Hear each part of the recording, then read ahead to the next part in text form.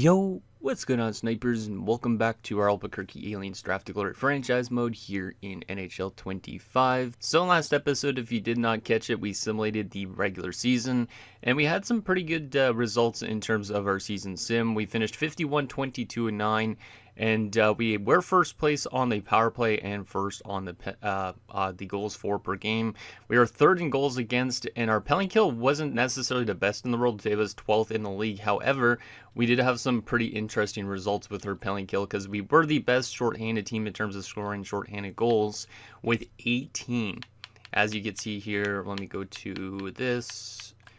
You can see we led the league with 18 shorthanded goals, 6 more than the next closest team. So our shorthanded unit, despite not being one of the best in the league, was still very good at scoring goals shorthanded. So I am very pleased with the results from the season, and I'm hoping that obviously we could build upon that in the postseason. So hopefully we could go for another good run this year. Like I was mentioning, really good productions across the board on our team again. We had Ristolainen and Stowitz over 100 points again for the third and fourth time, I think, in their careers. We had Kolars getting close to 100 points again.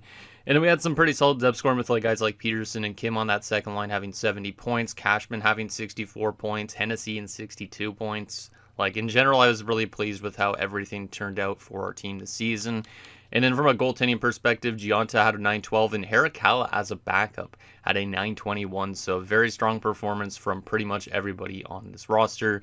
And like I said, hopefully we continue to build upon that this postseason. But anyways, before we get into this first round matchup with a tough Utah hockey club, let's get in your guys' comments and see what you guys have to say about last episode. And then we will get into this first round matchup and see what we could do against Utah. So the first comment is from Michael Dose, who says, am I the only one that's thinking of the ventriloquist Jeff Dunham for the player Dunham here? Dunham definitely needs to be put on a playoff roster in play. So yeah, I definitely think about that Dunham as well when I mentioned Dunham on our roster. We definitely will be probably calling him up for the postseason because he has grown very well. We drafted him just last year and he was only a 71. And he's already up to an 83 before the end of the season, which is pretty damn impressive. He had a pretty good year also in the AHL, all things considered. 54 points in 78 games. He was minus 21, so the AHL team didn't really do that well. But 54 points as a rookie is pretty solid. Obviously, they aren't going to be in the postseason. And he's listed as a third-line checking forward. So we probably will end up calling him up. And probably, I think we'll lean towards sending the Enforcer and Patrick down. Or I could send one of the depth options like Bure down, and then we could use Patrick more as a depth option. I just know that if we keep Patrick in the lineup, him and Doig and all that, those guys might take too much penalty minutes, and then we might get into a little bit of a problematic stage. So maybe having somebody like Dunham up here would be a little bit better than that. Dunham's also more of a defensive forward, so I think that could also help us in terms of our goals against. And the last and final comment is from Siren Taku, who says, I'd love to get paid $10 million a year to sit on my butt, but I guess that's not why I am a hockey player, because I know these guys do anything just to be out on the ice. You have to get Dunham into the lineup for the playoffs. I'm surprised he grew that much on a bad AHL team. You may want to look at new coaches for that squad next season. And yeah, we might need to look for some new coaches for that AHL team next season for sure. But I think they have been getting our players more growth. They might not be assimilating the best, but I feel like the AHL team is growing better, which at least that's a positive sign of things with those coaches that we have currently in the minors. We definitely will get Dunham up here, as I was mentioning with Michael's comment. And then he was saying about the $10 million thing, which is kind of dumb because in last episode we saw that Whitfield went on to sign, I think it was with Ottawa if I remember right, and for some reason, despite them signing him to $10 million, they were using him as a depth defenseman. I hope that they played him, which it doesn't look like they did. Where did he go? Wait, he might have got dealt at the deadline. Yeah, he actually might have got dealt in the middle of the season, because we didn't take a look at the trade deadline, what trades happened. So I think Whitfield got dealt because I'm pretty sure it was with Ottawa that he signed. So let me actually go to the player search function here before we get into obviously our playoff matchup. I want to see if Whitfield's now on a different team because I'm pretty certain it was Ottawa that signed him to a $10 million contract. And then they were going to use him as a depth defenseman. Unless I just didn't see him. He's in San Jose now. Yeah, he definitely wasn't in San Jose last episode. So I guess Whitfield ended up getting dealt, which kind of makes sense because if they were going to use him as depth, that would have been kind of dumb. But he played 7 games with Ottawa, and he had 3 points, was -7. They decided to move on from him right away, and he played 18 games in San Jose with 8 points and a -11. So he is still producing pretty well offensively, but That plus-minus result's pretty bad, but now he is stuck on the Sharks with this big 5-year deal at 10.675, so kind of funny that he ended up getting dealt. I wonder what Ottawa got in return for him, but Ottawa at least was able to escape their bad decision at signing him for a lot of money, so there is that. All right, let's go to roster moves and see what we want to do in terms of sending people down. I think I'll probably just send out Bure as the depth option, and then Patrick could get scratched in. And if for some reason we need an enforcer in the lineup, we could always put him in instead. So, yeah, we're going to probably send down Bure because Bure is kind of just an old man at this point. That's just a depth option. And we will send him down, and we will call up, of course, the 83 in Dunham, which is pretty insane that he's already up to an 83. Like, when I drafted him, I didn't expect him to jump up by that much, but he just did. So we'll get the AHL set up here again, just in case they have any more regular season games. Bure will just go into all these spots, basically, for the time being, because it doesn't matter too much, I don't think. But we want to make sure Bure is playing if there is any more games left for the AHL team this season. So we'll get Bure into, actually maybe not, oh my goodness, there's so much notifications and they're all gone almost now. I think we should be almost good. Just got to make sure Bure is there and it should fix everything, right? Nope, never mind. Let's just go best lines. I don't think they're playing much more games left this season, so we'll just go best lines for the rest of the season for the AHL team. All right, aside from that, we are going to take, like I said, Evan Patrick out of the lineup because he's an enforcer. We'll throw Dunham into that spot, and probably that's where I will keep him, almost. He is dropped down to an 82 now. But obviously next season, he'll probably be like a third-line plus guy. Like, I don't know where we're going to necessarily slot him in next season. Because Rick Kim is a right winger for us. Doig's a right winger. Dunham could probably, I guess, play on the left side once Hennessy leaves. Because Hennessy's likely leaving this offseason. So that's probably my guess. So we could probably use Dunham as a left winger or something like that. Or we can move Kim to the left side because he's a shooter. Something like that. But we'll find some way to work it around a little bit. So I think that's good. Let me go to the penalty kill for a second here. Do I want to put this guy in the penalty kill? The penalty kill was good already as is. So we might as well just leave it like that. And we'll see how we simulate against Utah. Now the good thing for us going up against Utah is they did have a good regular season, but their top goal scorer and top point getter that we are used to playing in Larmour, he's currently actually out with an injury. So we are going to be taking on a team that doesn't have a really good player on it, technically, for a few games. Like, he should be returning for them for game 4 or 5 or something like that. So we will have a chance to at least win some games early on when he's out of the lineup. So that's a pretty big one for us. He's 33 years old now. At this point, he's never won a Stanley Cup with Utah, but he's had a pretty damn good career, this guy. So we definitely are going to be a little bit worried once he comes back to the lineup, but hopefully we can get wins early, and that way we don't have to worry about it when he comes back into the lineup. But with that said, I think we're ready to get into this first round matchup and see if we're able to get to the second round. Like I said, I hope that we can get at least to the conference finals or cup finals this year. Last year we went to the conference finals. The coach thinks that we could get back to the cup finals again this season. So let's start that trek and let's see if we can get back there again. So here we go. Game number 1. Obviously we have home ice advantage for a good chunk of the postseason. Let's see if we can build off a good regular season. First period, game number 1. 1-0 us, solid start, good defense, good solid offense. Hennessy with the goal, so good to see Hennessy scoring. And like I said, Hennessy's probably leaving the team at the end of the year just because he's getting replaced by Dunham, so to speak, and also the fact that Hennessy's probably going to ask for a good chunk of money after a good regular season. So Hennessy's not been here too long term, but he's been a pretty effective player in my opinion.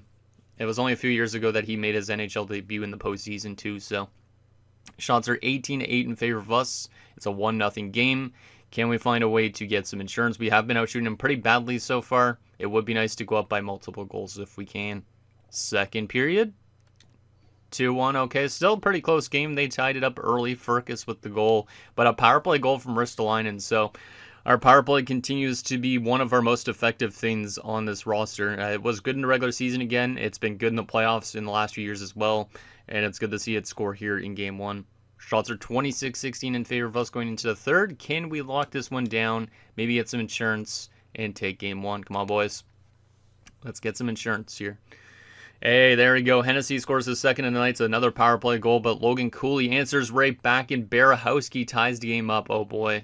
Not a good third period so far, and there's a goal from Carbonneau as Utah scores 3 unanswered goals. They score 4 unanswered goals. Oh boy. We were playing a textbook game up until that point. Wow. So that's not a great way to lose the first game of the series. One where we were up 3-2 early on. And then we give up 2 goals within the span of exactly a minute, 16:21 and 15:21. Then they score a power play goal to take the lead, and then Treviga scores a couple minutes later to give them insurance marker. Bad third period from Gionta and the defensive play as well. So we are going to drop game 1, despite, I'd say, outplaying them for the most part. But that third period, absolutely brutal.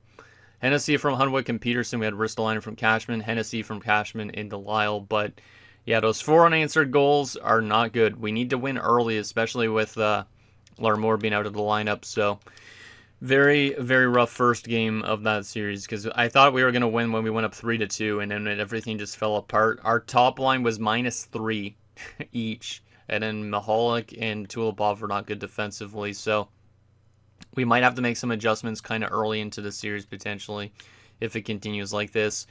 Gionta actually got pulled after he allowed those 5 goals. So Harakala got to play the last 8 minutes or so of the game, didn't allow a single goal. So there is a chance Harakala could come back into this playoff mix at some point. But Gionta definitely still has that inconsistency in the playoffs where he has some really bad games, but he also has some very good games. So anyways, Hennessy got first start of the game and that lost, and then it's Carbonneau and Berehowski for them. So not a great first game. I won't make any adjustments yet, but if we lose another game, maybe we give Harakala game 3. And yeah, the defensive play in that game was, like I said, pretty rough for Dunham's first career playoff game. Like, what was his plus-minus looking like? He probably didn't even play that much, so he probably wasn't minus, but I didn't even try to take a look at that. Let me just see how Dunham was. Maybe I made ourselves too good by calling up Dunham as the thing. Yes, he wasn't minus in that game, which is good, but oh, I didn't even realize Dunham's actually a left-handed shot. So yeah, we could definitely use him exactly where Hennessy is in a few years, which is nice. Or next season, I should say, for that matter. So we could also try and get him to play left wing as a position, maybe. That would be better.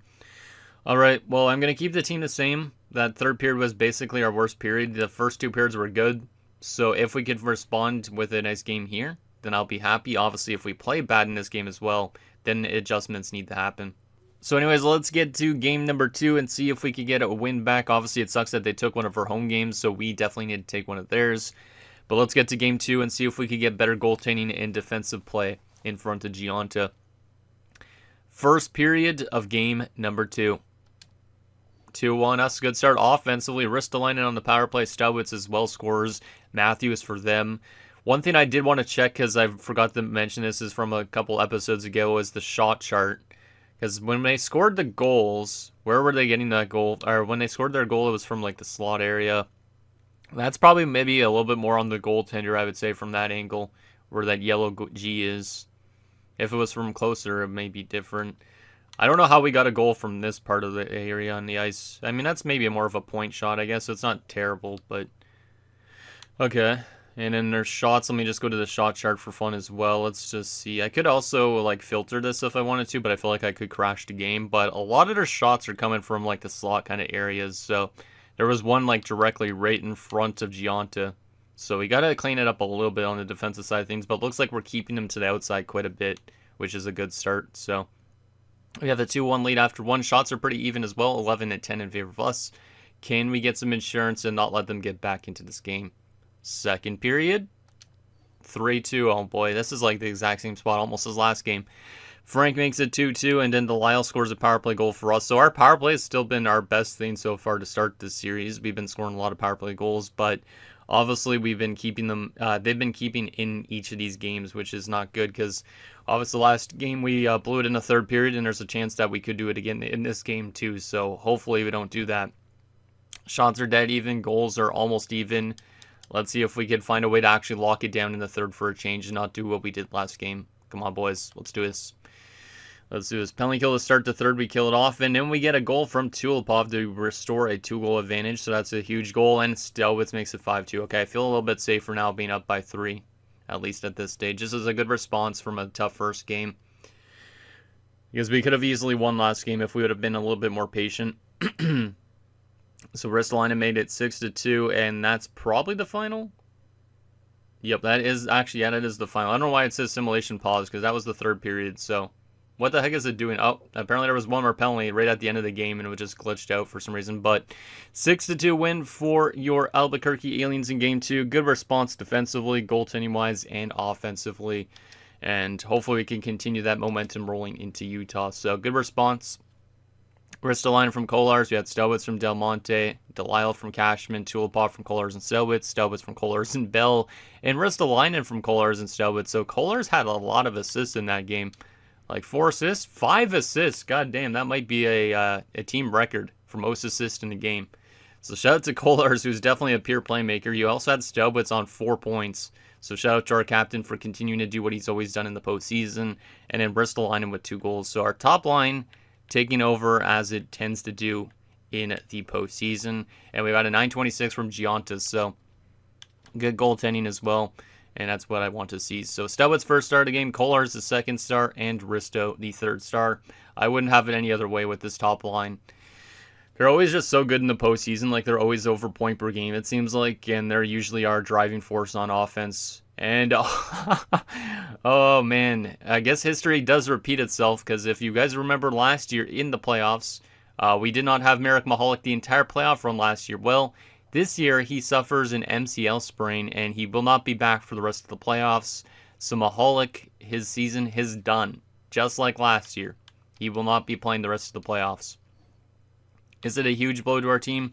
Not really, but it's kind of crazy that Mahalik's injuries have been a little bit troublesome the last few years for him, but his season's done early like last year, so that's unfortunate. That is going to make us a bit weaker defensively, but Ackerstrom played great last year when he was called upon, so maybe we'll be okay with that. Aside from that, do we want to make any line adjustments? I feel like I want to just keep these pairings the way they are, because Ackerstrom was really good up there last year. Ackerstrom has not played that much this year. Played 10 regular season games with plus 12. Like, he was really good defensively in the playoffs last year, so I'm okay with him being on the top pairing.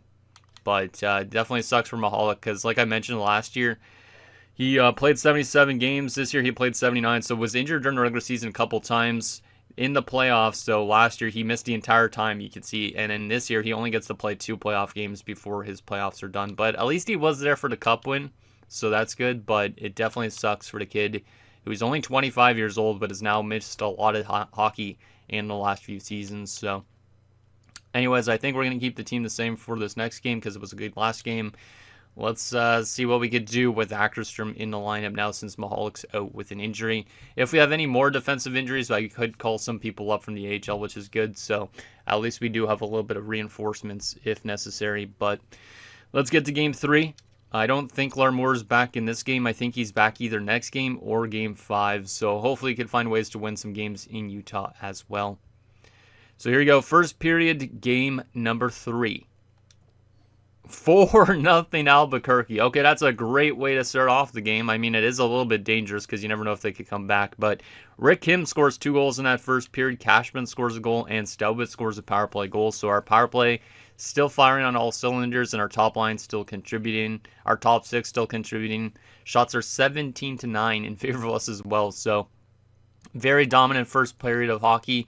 We scored goals from some really weird spots too. We scored one from literally the back line pretty much. Rick Kim scored from over here. Stelwitz scored from the same position almost, and then Rick Kim scored a second from right in front of the net. So some interesting positions on those goals, but a very, very good first period. Hopefully we can continue that momentum into the second period. We don't necessarily need to score more goals in this game. We just need to play good defensively for the last 40 minutes or so. But don't give up. Don't give up. Second period, 7-0 going into the third. Holy crap. I don't think I've ever seen a 7-0 lead going into the third. We are absolutely cruising here in Game 3. As Dunham scores his first career NHL goal. Obviously, he hasn't played in the regular season yet, but he made it 5-0. Lee scores to make it 6-0. Risto makes it 7-0. We have 7 goals on 31 shots. They have nothing on 16. Let's just lock this game down in the third period, but this is definitely a really, really good showing from the team these last 2 games offensively. So is it going to be 7-0 final, or are we going to find a way to somehow get up to 10 plus goals? Penalty kill in the third. Nicely done, guys. Just play good defensively the rest of the way. And of course, we give up a goal when I said that. Boonshinger breaks Gianta's shutout, 7-1. Final few minutes, and we are going to be at least taking a 2-1 series lead. So good response these last two games. Good defense, good offense from that first game. Obviously, it does suck that we lost that first game, but obviously we've been definitely responding well.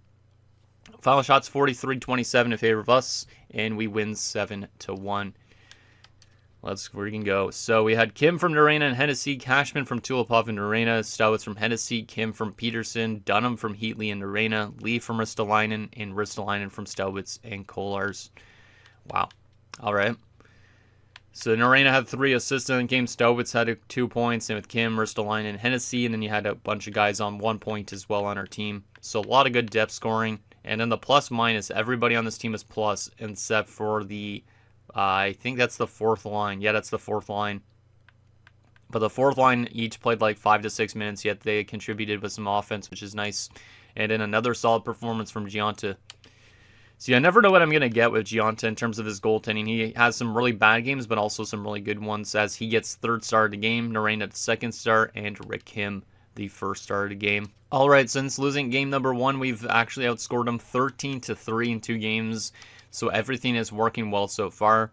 We just got to keep that momentum rolling into the next game. So let's keep the team the exact same again as we head to game 4 in Utah still. Can we take a 3-1 stranglehold and be 1 win away from round number 2? Come on, boys. Let's keep it building. Keep it building.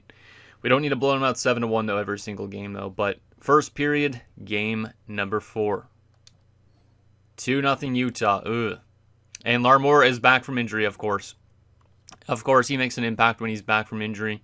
So he opens the scoring. He probably got an assist on that Iginla goal too, so that's not good. Larmour's presence for Utah could have helped change the direction the series was going. So I'm a little bit scared with him back in the lineup.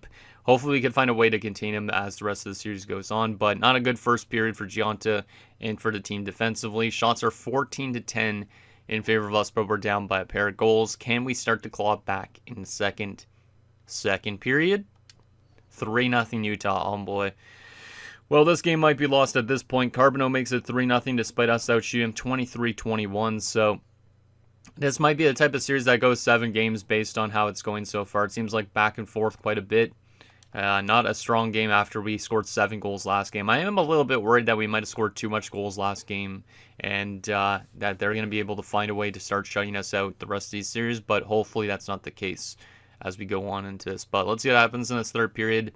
See if we can find some momentum for next game at least. But this is definitely one of those series that I don't really know what I need to do in terms of adjustments, if there's anything we need to do. We don't score on the power play there. Final few minutes of this third period. Still down by 3 goals, and it looks like we might get shut out in this game. No, we're not. Sorry about that. I had to cut out the audio because my friggin' cough just all of a sudden happened. But what I was trying to say anyways is we got shut out, and then obviously I jinxed them. So we did break their shutout 3-1, but we do end up losing that game, which is not great. So back to square one again. It's 2-2 series headed back home, which means it's a best of 3 going forward. So yeah, Delisle's goal was the only one we scored from Bell, but Larmour came back and scored 1 goal, and that's all he had in that game. But definitely made a difference in the goal scoring. So yeah, all the other guys are stars in that game. I don't really know which version of our team we're going to get. If we're going to get a good offensive team or we're going to get a bad offensive team. Because obviously we scored a lot of goals in those game 2 and 3, but that last game we only scored the 1s. So I think I'm going to keep the team the same until we lose 2 in a row still, for that matter. I still think this probably goes to 7 games this series just based on the way it's flip-flopping a bit, but the fact that we lost game 1 by like a bad third period, that could come back to bite us in terms of this entire series, which is not great. So let's keep the team the same for now, but if we need to, we will make some adjustments if we lose this one. We're back on home ice again. Can we take back that series lead and have a chance to knock out Utah in the next game? Come on, boys. Just win the first period and then keep it going. First period, game number 5. 1-0 us. Okay, that's a good start defensively and offensively. Our power play is back on the board again with a goal from Hennessy. Shots are 13-11 in favor of us, but it's a 1-0 game only, so pretty close game, just like last game, kind of. Can we find a way to get some insurance in the second period to make me feel a little bit more safe? Second period? 1-1. Oh boy, Utah ties it up. It's Mitchell early into the period. Shots are also still relatively close, 24-19, but it's a 1-1 game. Our offense definitely has started to dry up after that 7-goal game, though, because we only scored one last game, and we've only scored one in this game so far. So 2 goals in the last 5 periods. We definitely need our offense to get going in this third period here, because or else it might be a little bit tough for us to potentially win the series if we're not scoring goals. Let's see what happens in this third period, see if we can get that lead back. Come on, boys. Come on, let's get that top line going a bit again. Staubitz, Ristolainen, and Kolars. I know you guys have more goals than you. You always do. Maybe even Rick Kim. Maybe he has a goal in him. I'm not too sure. Come on, boys. Please. Are we going to go to overtime in game number 5 is the question here. And the answer is yes. We are going to be going to an overtime situation to try and take the series lead. We are out shooting him 35-28. But it's a 1-1 game. Oh boy, our offense is kind of quiet, and it's kind of scaring me when our offense doesn't do as much.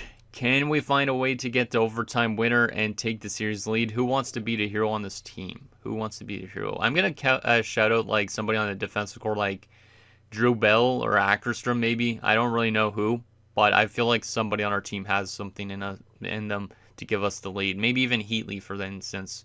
But let's see if we can find a way to win this game in overtime and give ourselves a chance to win the series in the next game. Overtime underway. Come on, boys. Let's get that winner. Let's get that winner. Penalty kill in OT. You got to kill it off, boys. Nicely done. Power play for us. Our power play has been good so far in this playoffs. And it will finally score. There we go. Oh my goodness. That was a long delay. Maybe almost like a 5-minute power play, but we find a way to get that power play goal. Kari Ristolainen has given us back that series lead. Shots 46-31 at the end of the game. We only win 2-1, but our power play, another difference maker in this game. But they must have taken a double minor. I'll take a look at that in a second. So Hennessy from Ristolainen and Staubitz, and we had Ristolainen from Kolars. So as expected, our top 6 is usually the goal scoring. And in overtime, apparently there was a fight between Ristolainen and Wolniski, which is interesting because Ristolainen ended up scoring the OT winner. So I guess he came out of the box and was able to get a goal. When was his goal? 9:31. So yeah, I guess he was in the box till like 6:10. And then he came in the last 3 minutes. He scored goals after that. But it was a 4-on-4 for a little bit, I guess. No, it wasn't actually, because their power play would have expired. There was a hooking major, actually. That's what the case was. So Asplund for them took a 5-minute major for hooking, and that's when we were able to score. So that's why it took forever for us to score on that power play, is because it was a 5-minute power play. And that's why we got so much shots in that overtime period. Tanguay for them has been very good the last 2 games, which is a bit scary, but he gets first star, Gianta the second star, and Risto the third star. So it's been a little bit of a goaltending duel the last few games. But we do have the series lead again. The question now is if we could close the series out in 6 games, or are we going to go to a Game 7 scenario? So far, 2 of the 4 series in the Western Conference are currently done, and in the Eastern Conference, 3 of the 4 series are done. So a lot of series are already done at this point, which is kind of interesting. But let's keep the team the same. We managed to respond with a solid victory. Now, can we find a way to win in Utah again and close out the series? So here we go, Game 6, back on the road again. Can we close them out? And can we get ourselves to that second round? Let's see what we can do here. First period, Game 6. 2-0 us. Okay, good start offensively, just like a couple games ago when we went 7-1. Heatley and Delisle, so we are getting some depth scoring in this game as well, which is nice to see, because obviously if the top line's not doing anything, we do need other lines to contribute as well. So that's good. Shots are 13-12 in favor of Utah. Yeah, we're up 2-0. So good start for Gianta in this game as well. Can we find a way to keep this lead intact going into the third? Second period. 2-1. Okay, they do claw back within 1 goal as a power play goal from Frank. Shots are 23-21. And we're up only by a goal. So very even game, just like the last 2 games, I'd say. The question now is, can we close it out for 20 minutes and get maybe an insurance marker? Or are they going to somehow find a way to rally after being down 2-0 in that first period, like it sometimes happens? Let's see what happens in this third period. Come on, boys. Let's get some insurance to lock this game down and lock this series down potentially, too. Come on, boys. I believe in you. I know we have good defensive stats. We can play good defensively, too. And we can score goals, too. Penalty kill, nicely done. Final few minutes, still only up by a goal. Can we lock this one down? And the answer is yes, we can. 2-1 victory for the second consecutive game. So oh my goodness. So we managed to take this series in 6 games, so a little bit tighter than I was expecting. But we do have some good defensive games, some good offensive games, and we managed to get it done. There was a couple hiccups, obviously, after losing game 1 and all that, but good response from our team the last 2 games. And yeah, Heatley gets one from Malak and Dunham, and then we had Delisle from Cashman and Doig. So Dunham with 2 points, I think, in this series, which is pretty solid for an offensive contribution in his first season. So Gianta the first star of the game, Tanguay for them the second star, Delisle the third star. So the goalies were definitely the big stars in those last 3 games, but we managed to get it done, and we're going to find ourselves into the next round. So like I said, not a textbook first round, but definitely a solid one nonetheless. Let's take a look at our player stats after that first round, and we'll see who we're going up against in round number 2. So if we start off, let's just go to forwards here. We have Ristolainen over point per game as per usual, same as Staubitz and Kolar's. Every single one of those guys are on 7 points. 5 of Kolar's assist game in 1 game. Staubitz had 4 of his points come in 1 game. Ristolainen's had some 3-point games, I think, or 2-point games, but our top line continuing to do what it normally does. Hennessy was really good in that first round as well. 5 points in 6 games. Cashman was good still. Delisle was good. Rickham had both of his goals in only 1 game, so a bit quiet for him maybe. Dunham on 2 points, not too bad way to start off his career. Yeah, pretty good depth scoring. Everybody on the forward group had a point, so I like that. From a defensive standpoint, every defenseman had points except for Mahalik and Ackerstrom, which those guys obviously replaced one another. But Bell had 3 assists, Narena had 3 assists. You had Tulipov on 2 points. Lee and Hunwick also had a point, so that's not too bad. And then there's Mahalik, obviously, who was -3 in those 2 games before his injury. So maybe Mahalik's injury actually is good for us. I'm not too sure. And Ackerstrom is actually a minus, which is kind of surprising with his career so far up to this point. From a goaltending perspective, Gianta has a .926, and Harakala played only 7 minutes and didn't allow a single goal. He apparently got credited with the loss, which doesn't make any sense because Gianta allowed all those goals in that game, but apparently he got credited with the L. All right. So there is our first round of the playoffs. So now the question is, who are we playing in round number 2? Utah out in the first round. Dan Moore's probably a really good Hall of Fame career for them, but he's not even gotten a chance to win himself a Stanley Cup. But we are going to be taking on the toughest team in hockey in the second round in the Chicago Blackhawks, who went 62-16-4. They were dominant all year round. So this is definitely going to be our toughest task yet. I'm pretty sure they were the President's Trophy winners, right? Yes, they were. 128 points. So we need to knock out the best team in the NHL. They actually scored less goals for per game than us, though. And then in terms of goals against, they actually allowed way less. So they're a better defensive team in terms of regular season.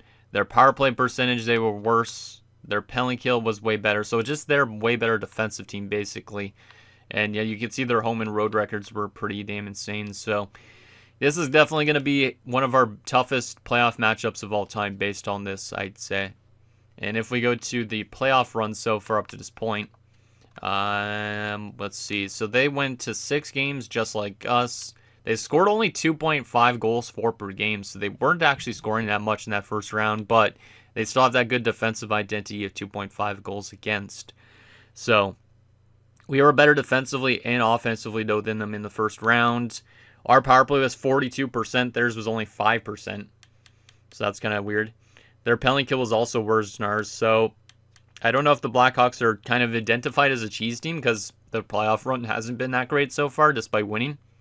But during the regular season, they were absolutely insane. So this is definitely going to be a tough matchup. So let's take a look at what Chicago has cooking Obviously, we know they have Connor Bedard, but I think we played them a few years ago, but I'm not too sure on that. Let's see what they got here. Oh, yeah, this line. Gerbeshkov, Bedard, and I guess Lenny Haminaho is new, because I don't think he was there last time we played them. No, he would have been in Ottawa a few years ago when we played them last, I think, if I'm not mistaken. Or in Calgary, even, for that matter. Second line has Brian Sutton, Roger McQueen, and Evan Love. I think I remember McQueen and Love being there. I think McQueen was on their top line at one point. Not too sure on that.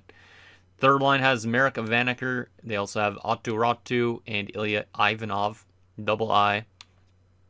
And a fourth line of Corey Drieger, Isaac Quint, and Dwayne Moore. So that offensive core is pretty solid. They do have a little bit of lack in depth in terms of these bottom six centers, I'd say.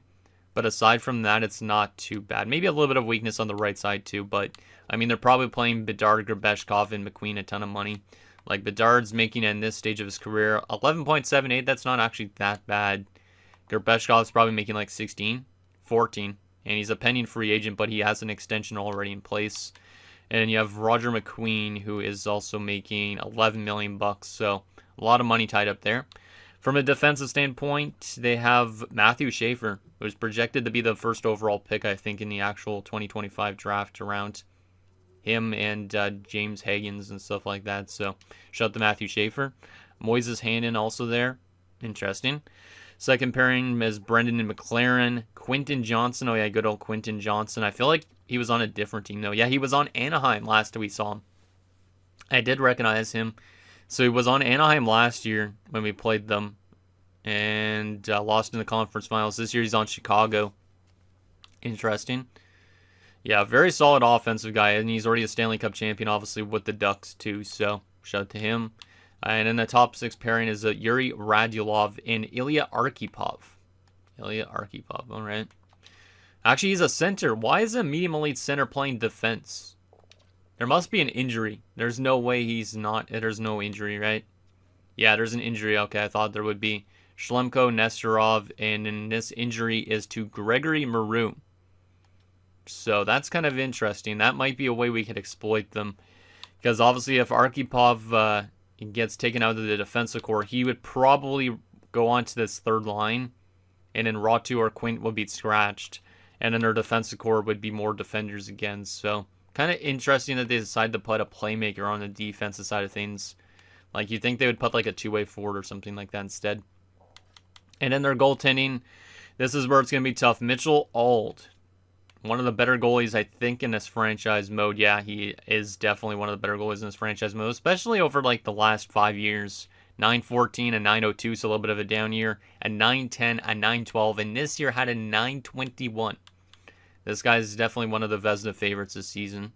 And in playoff numbers, he's got a 924 so far, so he has been very good, and we definitely need to find a way to score goals on him. And then the backup is Nicholas Coco. All right. So in general, I think it's going to be an interesting series. I think we almost have maybe a better roster on paper, but at the same time, Chicago still did a lot better. So maybe they have good chemistry, good coaching staff, something like that. But it's definitely going to be a tough task to knock out a 62-win team in the second round. It's kind of like when we were with my Islanders series trying to knock out the Leafs, who had won like 60-plus games, I think, as well. So going to be tough, but we could definitely do it. It's just obviously going to take a full-on team effort, I think. So anyways, guys, that's going to do it for this episode of our Albuquerque Aliens Draft Glory franchise mode. So in next episode, we'll take it to the second round against Connor Bedard in the Chicago Blackhawks as we look to get to the conference finals. And hopefully beyond that, obviously it's going to take a lot of work to beat Chicago, but I think this team can do it. It just, we might need to clean up our defensive play a little bit more. Like, we've had some good defensive games in the first round, don't get me wrong, but some other ones were a little bit worrisome. So we need goaltending from Gianta to be a little bit more consistent, that type of thing, if we want to beat them. So think down below, and I'll see you guys next time.